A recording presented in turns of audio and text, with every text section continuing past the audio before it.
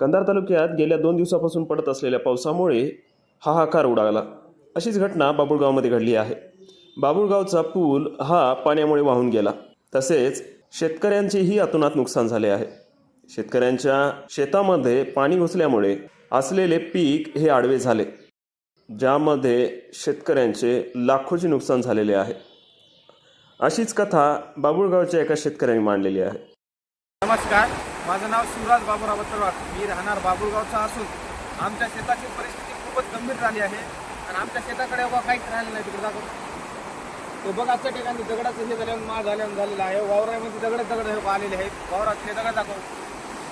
तो आमचे कापसं तर फार लांब पडलेले आहेत। समजे आमचे कापसं लांब पडलेले आहेत। विहिरीवरच्या मोटरा वाहून गेलेल्या आहेत आणि समजे समजा वाहून गेले आमचं। तर आमचं कमीत कमी 50,000 रुपयाचं आज नुकसान आहे माझं।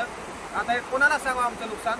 तर तुम्हीच आता बघा, त्या वावरात कापूस होता, तर या कापूस सुद्धा एक राहिलं नाही, हळद राहिली नाही, काहीच नाही, समजा वाहून गेले। ठिबकच्या पाईपाई सहित, समजा पाईपाई सहित